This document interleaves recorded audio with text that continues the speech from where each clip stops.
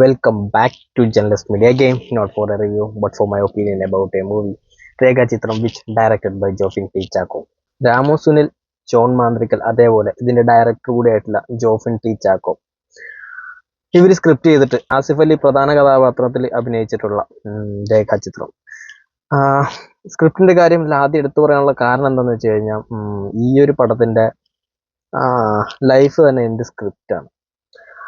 ഇതൊരു കാലഘട്ടത്തിന്റെ കഥ പറഞ്ഞു പോകുന്ന ഒരു മലയാള സിനിമയാണ്. മലയാള സിനിമയിൽ കാലഘട്ടം പറഞ്ഞു പോകുമ്പോൾ ഏറ്റവും കൂടുതൽ ആളുകൾക്ക് റിലേറ്റ് ചെയ്ത് ബ്ലെൻഡ് ചെയ്ത് ഇങ്ങനെ കൊണ്ടുപോകാൻ പറ്റുന്നത് മലയാള സിനിമ തന്നെയാണ്. അപ്പോൾ ഓരോ സിനിമകൾ റിലീസായ അതിന്റെ കാലഘട്ടം പറഞ്ഞ് അങ്ങനെ പോകുന്നു.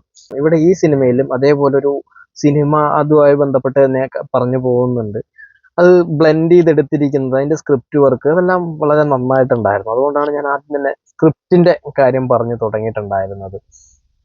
അതേപോലെ ആസിഫ് അലി നന്നായിട്ട് തന്നെ ചെയ്തിട്ടുണ്ട്, ക്യാരക്ടർ നന്നായിട്ട് ചെയ്തിട്ടുണ്ട്. പിന്നെ ആസിഫ് അലിയുടെ ഈ അടുത്തുള്ള കുറെ സിനിമകളുടെ സെലക്ഷൻസ് അത് എടുത്തു പറയേണ്ട ഒരു കാര്യം തന്നെയാണ്. നല്ല സെലക്ഷൻസ് ആണ്, കഥകൾ സെലക്ട് ചെയ്യുന്നത്, അത് ചെയ്തു വെച്ചിരിക്കുന്ന രീതിയാണെങ്കിലും വളരെ നന്നായിട്ട് തന്നെ ചെയ്തിട്ടുണ്ട്.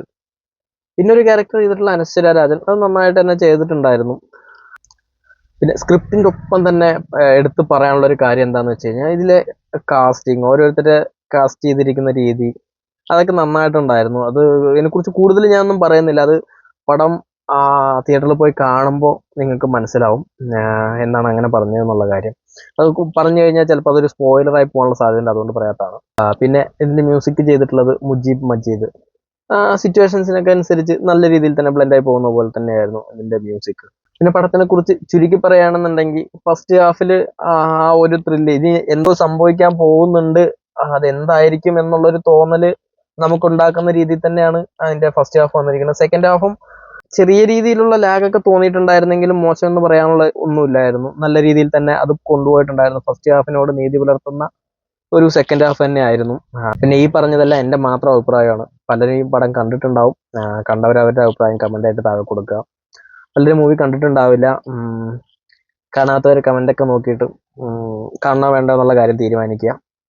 സോ അടുത്തൊരു വീഡിയോ ആയിട്ട് വരുന്നതായിരിക്കും. Bye bye.